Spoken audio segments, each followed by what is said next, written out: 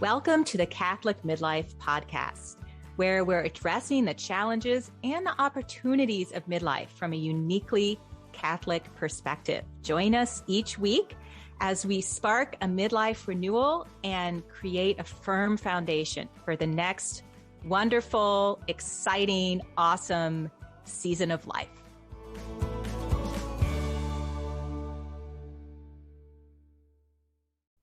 Hello and welcome to the Catholic Midlife Podcast. It's great that you are here. I'm Curtis. I'm here with Karen. Hi, everybody. We welcome you to this show this week. Excellent. Before we get started, I'd like to read an email we received from a listener who writes, "Hi, Karen and Curtis. I'm absolutely loving your podcast. I'm getting ready to re-listen to the episodes on relating to your adult children." Ooh, those are popular. They are popular. She says, "They're so helpful with great life skills. Thank you so much for doing this. I am telling my friends about the podcast." Now she's got the right idea. Yes. And you too can share with your friends about the podcast. The podcast is growing. We're excited and we're counting on all our listeners to keep it rolling and growing. Yes. So thank you for being with us. And by all means, do let us know, get in touch with us if there's any theme or topic you'd like to hear us talk about. Absolutely. And today is our last episode on purpose. It's our wrap-up episode on purpose. Karen, I really appreciated this season. I think I'm really struck by how purpose it's such an organizing principle for our lives. It really shows us where our treasure is. It is a compass. So, Karen, before we really dug into this season, I understood, of course, that it's central to well-being. Everybody who's anybody in psychology or positive psychology will talk about meaning and purpose as being critical for human well-being and thriving. But what's really coming out to me is how orienting it is in our spiritual life, in our lives, in our mental, spiritual, and emotional domains.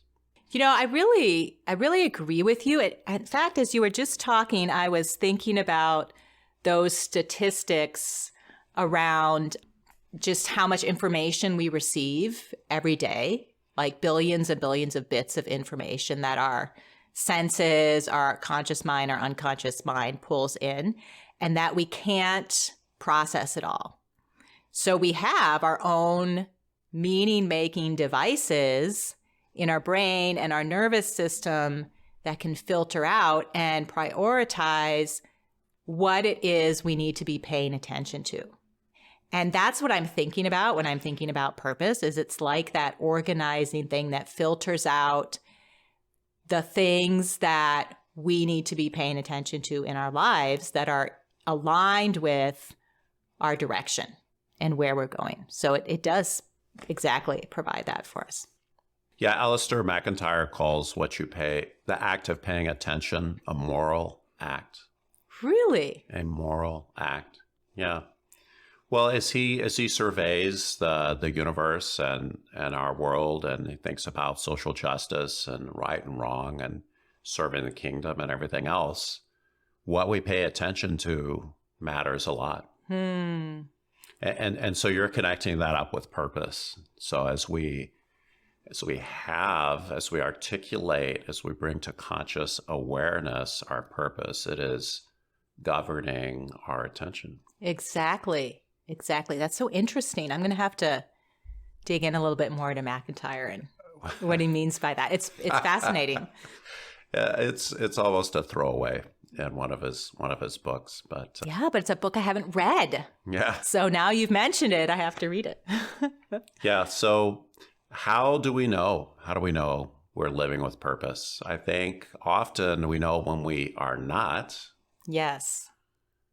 And so when we feel it's lack, look, human beings, right? Hey, if I don't feel the pain, I'm not going to change. Why should I? Right. Right.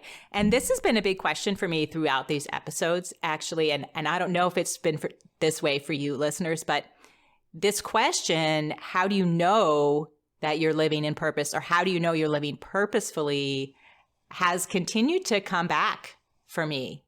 And so that's what I want to talk about today is what are the signs or symptoms or ways to assess that you're living a purposeful life.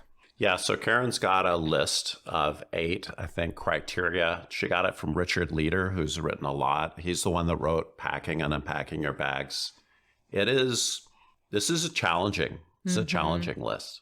I was challenged for sure. And maybe we can talk through a few of them that stood out to us. Yeah, let's see how many we get through. Yeah, let's tackle it. Awesome. So I know a few of these we've talked about on other episodes, so they'll definitely resonate with you. People who are living purposefully have a strong spiritual core, a sense of a higher power of some kind in your life. That's definitely come through in some of our conversations. For sure. Another sign is you have a purpose that's bigger than you. And it's bigger than just your own wants or desires or preferences. Yeah. Connected to something bigger than you. Exactly. And one thing I've just observed in my own life is that sometimes it's really easy to have my head down and I'm working through the next thing and the next thing that I feel like I should be doing. And then sometimes I come up for air and I go, oh yeah, this is bigger than my little corner of the universe. And I feel like what I've started to observe in people who live very purposeful lives is it's not just once in a blue moon they come up for air and recognize that, but they've developed this consistent sense of connecting what they're doing to something bigger than themselves.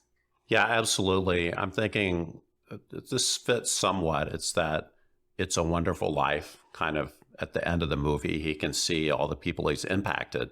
And he realizes that his life is part of a bigger picture. Yeah. But that doesn't really nail what you're saying. I'm thinking of actually John Olesnovich we'd interviewed last week. And he's really leaning on his purpose now. I think he sees how it's connected to something that's very big. It's very big for the church, really, is his vision for that. Yes. Yeah, I found his comments so interesting from the interview last week. And he's really using that powerful question as that organizing principle. Yeah, it's an organizing principle in his life. And I'm thinking of a lady that, she appeared in a news article. She's took stock of her life and decided very intentionally she was going to invest in certain social justice issues. And that became a point, an axis of organization for her. It affected everything in her family as well. Exactly. And I think it has lots of consequences. It kind of talks to another one of these signs on this list we're going through here around purpose, which is you have really clear boundaries in your life. And particularly when you're living purposefully, you have clear boundaries around time and money. And this was really interesting to me because I think many of us struggle with boundaries. Many of us struggle with both identifying them and then sustaining them in the midst of, lots of things that happen in life. But it's like when your purpose is clear, you can really evaluate what you're doing and draw boundaries around what you're doing because you have to do that in order to serve your purpose.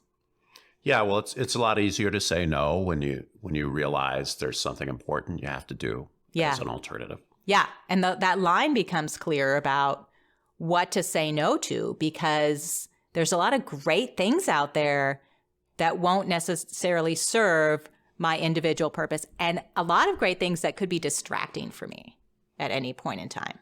So boundaries is a really interesting topic. I think, they show up in so many ways. I'm thinking of There are some things that I do for recreation that I think are really important to me so I can, stay in the game.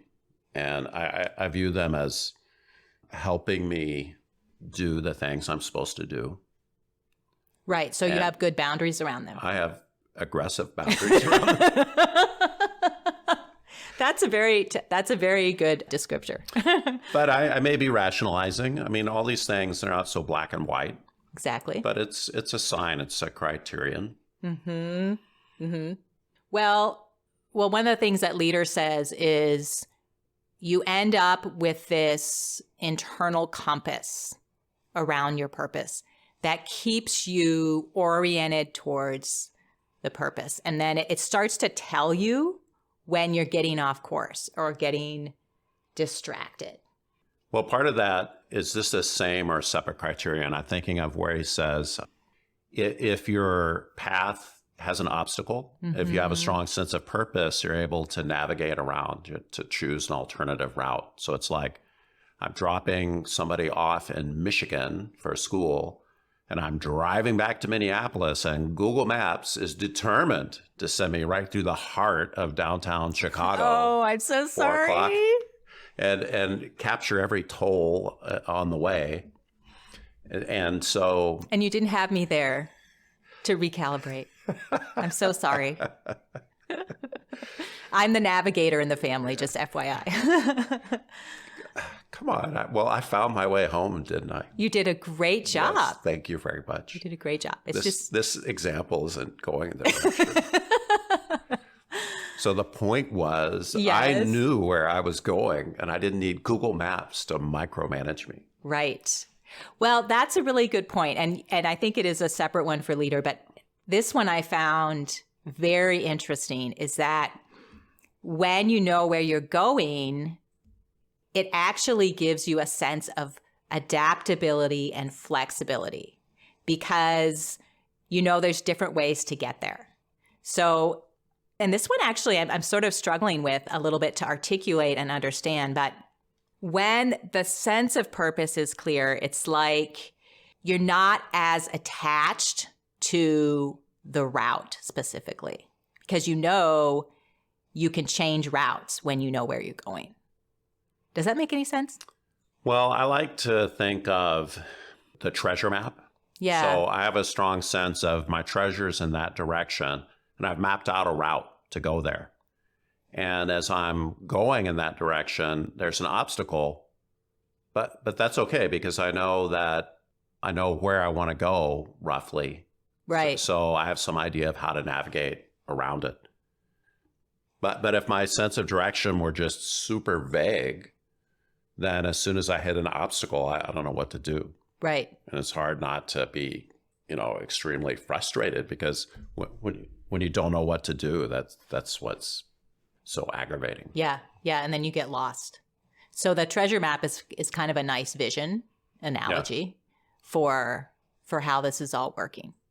And based on feedback, we can incorporate feedback and make changes, and that's okay because it doesn't mean we're not going to get where we're going. Yeah, so we were talking about this earlier offline, and one of the things you said is, well, when you have this strong sense of purpose, the pieces that you're moving around to make it happen aren't so important because, it's not about the pieces exactly, but it's about the bigger picture, and so you're able to be flexible with them. Right.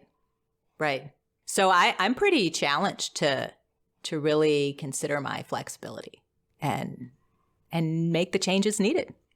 There was another one of these that I found very interesting and challenging. And it's one of the signs you're living purposefully is you have this feeling of lightness. So, and I think the way Leader put it was you have a sense of being unburdened by the burdens you're carrying. So your burdens don't feel like burdens to you. And that one really resonated with me. Like, do I have a real sense of lightness around the things I'm carrying so that they don't feel like burdens to me? Well, it's intriguing. And I don't know that I have a big psychological point to make. I think the way I experience this is I have problems. I have problems in certain areas, but those aren't, smiting my purpose so much. They're more just like burdens that, I mean, we all have some suffering in our life. And so these are areas, it's my job to carry those burdens. They're not the things that are frustrating my purpose. Right. Right. And actually, this brings up an interesting point to me, because sometimes you hear out there people say things like, wow, when you're living your purpose, it's just like all joy and it's not frustrating, and, you're doing all the things you love. And I'm not sure that's completely accurate. I think even when you're living in your purpose, there's going to be things that you have to do that you may not want to do, or that don't feel great, or that are just part of the bigger picture that goes along with it. But what I'm hearing from this one is you're so engaged with this bigger goal and direction that those things don't pull you down like they otherwise would. Yeah, that's what I'm experiencing. Mm-hmm. And to your point, Christianity, we're not trying to overcome suffering. I think we don't want to suffer unnecessarily. We don't want to increase the suffering by resisting it. I mean, we have to accept things. We have to accept the world. We have to accept what God allows. That's acceptance. But we're not the ones that are overcoming the world. This isn't Buddhism where we're going to have so much detachment that we remove ourselves from suffering. Mm-hmm. Mm-hmm.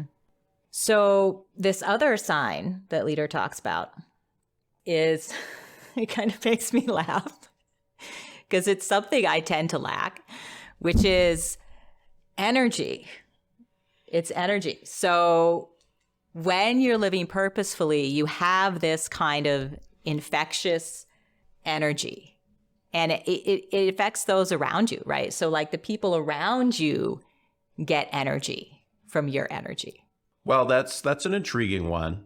So, but I think we've experienced people that have a lot of direction and purpose, and they have an infectious energy. Mm-hmm. We look for leaders in our workplaces that can inspire us, right, and create direction. We have a sense of that.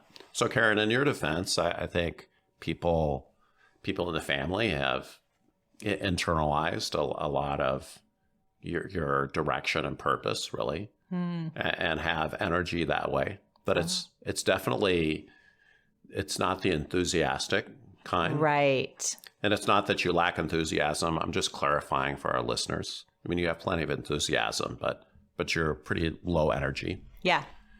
Yeah. And I may be, having my own bias around how I envision energy. Yeah. And what it means. Yeah. I think and when you have it. Yeah. So now I'm reconsidering. I'll have to reflect a little bit more on that one. So Karen, give me an example of someone that's finding purpose in their life. Sure. So let's see. I'm thinking of someone who was, okay, here's a good one. She was noticing kind of this lack of energy. And so again, like to your point earlier, she was noticing the lack of one of these things in her life. And she realized, she has all these great gifts and potential talents. And that's actually another one of Leader's signs I think we didn't mention is you have this sense of your potential talents and you can do more and be more and you're developing. So she was a stay-at-home mom, and her kids were just at the age where they weren't going to receive all these great things, gifts and talents that she could bring to the family. So she was very intentional about, I'm going to find a place. I'm going to find a way to connect all of these gifts and talents to something that's bigger than myself. And she had this kind of flexibility around investigating where that could happen, that was a good fit for her. And she could very easily have been boxed in to, oh, it has to be here or here where I'm going to bring my gifts and talents. But because she had this flexibility, she was able to find a really good situation to bring that connection and make a difference. Yeah, I remember this. And one thing that impressed me a lot was she actually had to work pretty hard to find the right place, because kind of the conventional part-time volunteer job wasn't flexible enough for her. Yeah, it took a lot of, what's the word I'm looking for? Flexibility, creativity, adaptability. Persistence. She was very persistent. And that's where I think it's so important to be intentional about purpose, because that's the only way we're going to be persistent enough to get to the place where we're engaging like we can. Karen, we interviewed Noreen McGinnis, who took care of her aging father, among other things. And as she was going about the drudgery of doing that, she internalized that whole experience as being the anam cara, the facilitator of her father moving through the end of his life and into the next phase of life. Right. That was a beautiful image. It's a very spiritual journey, and one that let her enter in not only to her own relationship with God, but to enter into appreciating her father and her father's life. Mm-hmm. So this, in my mind, is an example of finding or creating, discovering the meaning and purpose in a difficult situation. Right. Right. And I think part of what you're saying, at least what I'm hearing in what you're saying, is it takes work to create that purpose. And some situations, it takes a lot of work to dig in and engage with, where's my purpose here? Well, I want to encourage people. I want to be encouraging because we read these books and we see examples of, these great, big, huge things that people do. These life reorienting senses of purpose and goals. And those are very inspiring, but it's not how our life always works. And it's always within our grasp to go deeper into our purpose and to find new horizons. Mm-hmm. Mm-hmm. I feel like you shared with me a really interesting analogy recently, and hopefully I can jog your memory. It was something about what it actually takes to receive. Yeah, I think it was Father Tony O'Neill. We were at some presentation he was giving, and he was, explaining a exegesis of some scriptural passage. And it was the word receiving. And he gave us this image. And if it wasn't you, Father Tony, you can take credit or whatever. They can call you. So he said, the Greek word is, it's receiving. And we could talk about receiving grace, but it's much more dynamic. Think of an NFL receiver shooting off the line and colliding with somebody, pushing them away, and then turning and sprinting down the field, turning, looking for the quarterback, looking, reaching, jumping, grabbing, receiving the grace. It is receiving it's pursuing and receiving are really part of a dialectic, if you will. They're having a conversation. When is receiving is at what the extreme end of passivity, the way most of us think of it. Right. I'm going to receive, somebody's going to call me up and I'm going to receive something. But for us to actually receive, it's part of a continuum between all out pursuit and all out passivity. And we have to do our part so God can do his part. Yeah. Yeah. Well, I think that's a great point to end on. And in terms of purpose, it's pursuing and seeking and receiving. Absolutely. So Yeah, let's wrap it up. If anybody who would like a list of the 8 criteria for checking in your purpose levels, send us an email and we'll send that list to you. We'll send you a nice PDF. Yeah, that sounds great.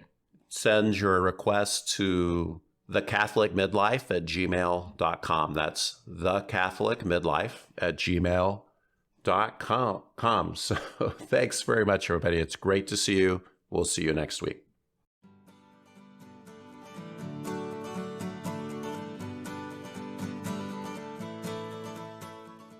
Thank you so much for listening to the Catholic Midlife podcast. It's great to be here with you. Be sure to subscribe on your favorite app or platform. Leave a review. That's so helpful so that others like you can find the podcast. And be sure to tell your friends. We'll see you next week.